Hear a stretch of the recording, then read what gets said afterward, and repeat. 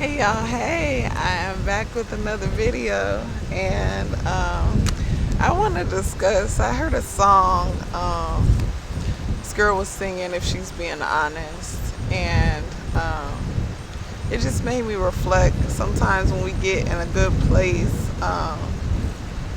we don't talk about the things that we still battle with in this space.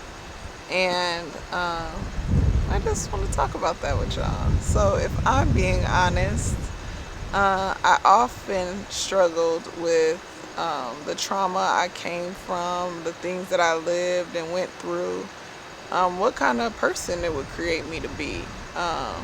Could I be genuine with people? Could I be kind? Could I be loving? Um, with the resentment and the rage and the disconnection I felt with almost everything. And I battled with that for a long time, and I still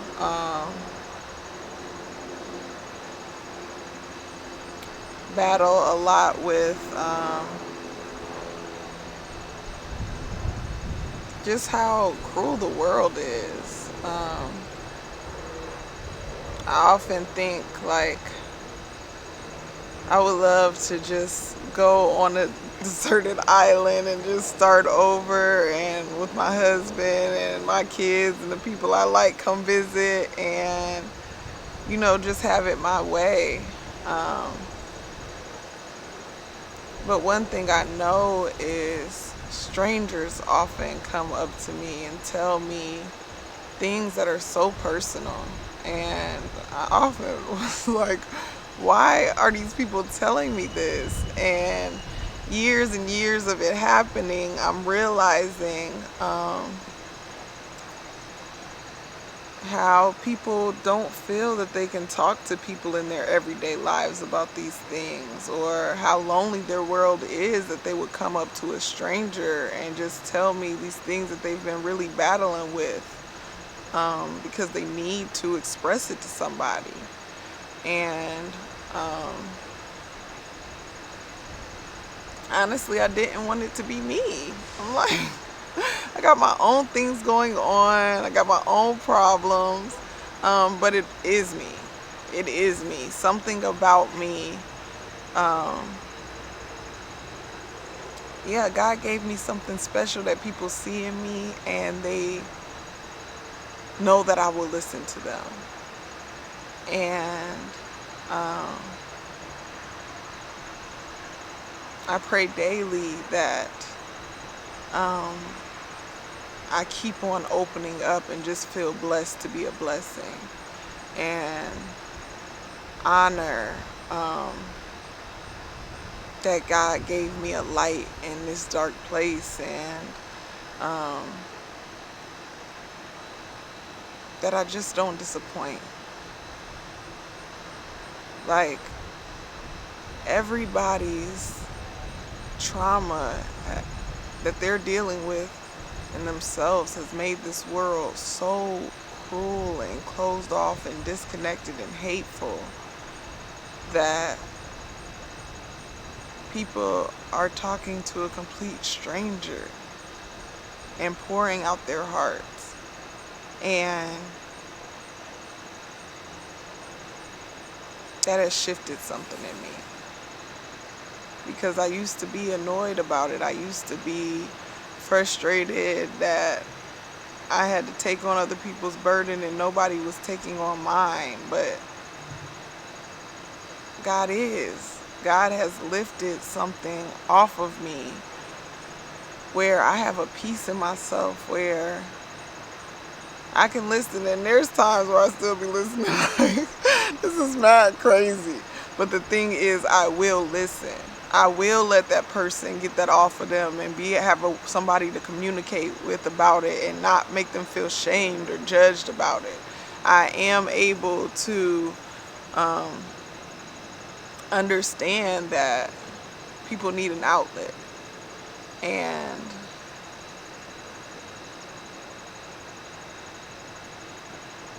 I thank God that people see light in me. Even when I don't fully feel it in myself all the time, even though I still have days where I wake up and I feel like maybe I ain't got it so much today. Um, I got more than a lot of people. And people see that. And when it's dark, just a little bit of light. Just a little bit of light is all people need. And I heard Pastor Mike Todd say that, you don't have to disconnect from people when you separate from people. You don't always have to paint them to be the villain. And, sometimes the cycle people are stuck in is the cause of your separation. And I felt that deeply because a majority of the people that I no longer interact with daily, it was something that I was battling, that even I would speak, that I got to stop doing this and I got to stop doing that, or these situations aren't conducive to what I'm trying to be doing, has caused me to not be able to be around them, and I was stuck with, if they didn't really do anything to you, people get angry and upset, and they are, I know that their people are upset with me because of how they feel like I just exited their life.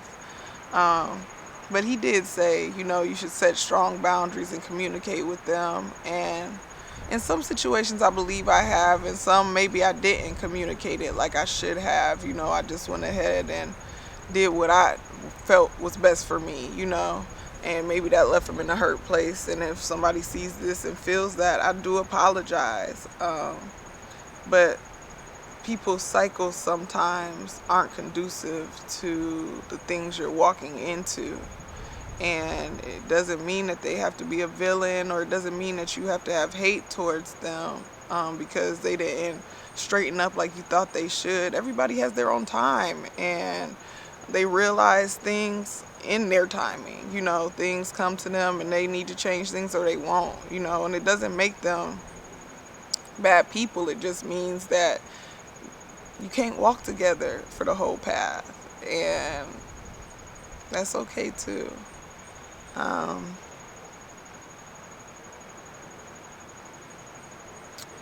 Yeah, I think a big thing we need to do is start being honest that we're all battling things. Even when you get into a good place, even when you're in a better place and you're got a lot of the trauma off of you and you're healing and you're walking into things that you never thought you would.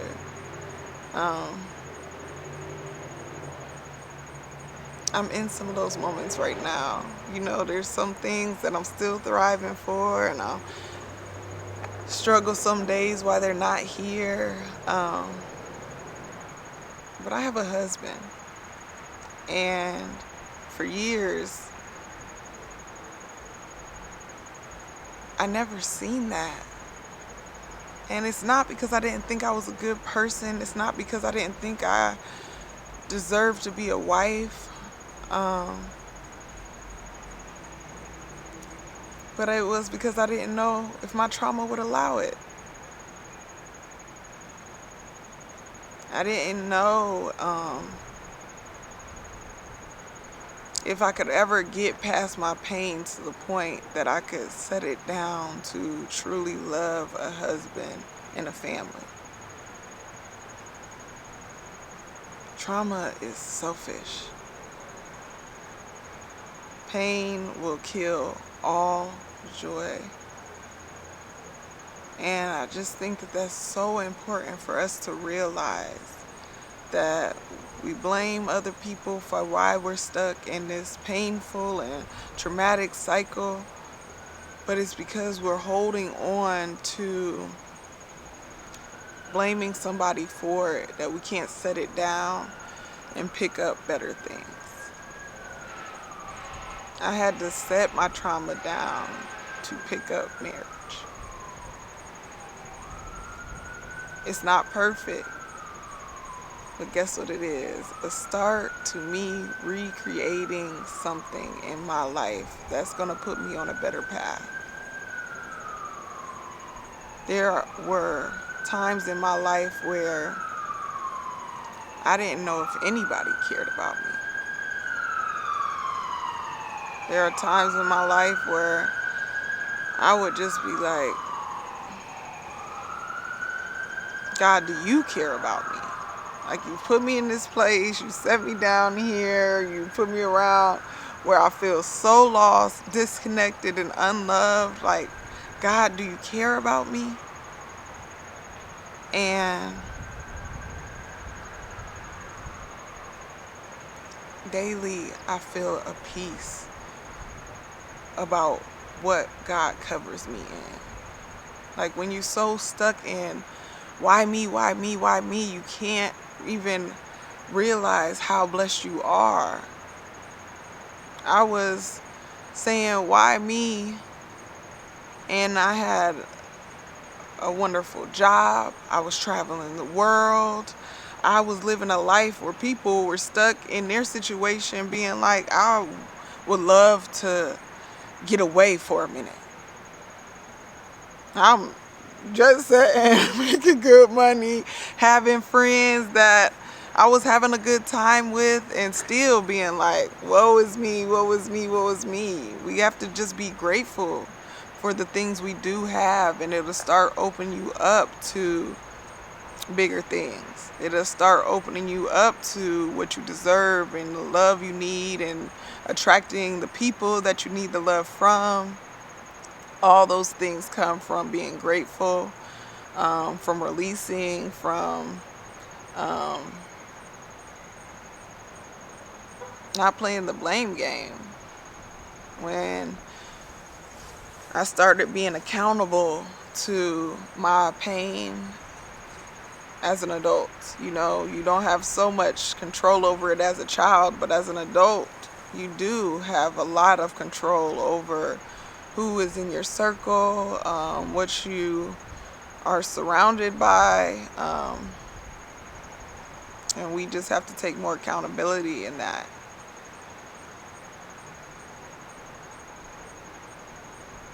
I was smoking and drinking. I was smoking more to just kind of, I guess, put myself in a different reality. I just didn't want to think about a lot of things, which it just makes you think more. I don't know why we tell ourselves that. And I was telling myself that when I was getting high, like, oh yeah, I'm about to hit this blunt and I'm about to not think about reality. I can just be in this moment of having this good time. And a lot of times I was drinking to be able to be around the people I was around, whether the situation, I would be around people I was uncomfortable around, or the things I thought about and how I wanted to change the world. I knew people would be like annoyed with that I would try to stifle it, and I would get drunk. And a lot of times I would get maybe too drunk or too high that it ended up coming out louder and more obnoxious, because that's really what's going on in my head, and I'm just trying to be somebody different to fit in, or not be so much of myself to make other people uncomfortable, that I would just get drunk and try to stifle that part of myself. And too much of anything, it could have the opposite effect, and it did sometimes. And that's sad. That's sad that I was getting drunk not to be me or to be comfortable around people I was uncomfortable around, instead of just choosing that,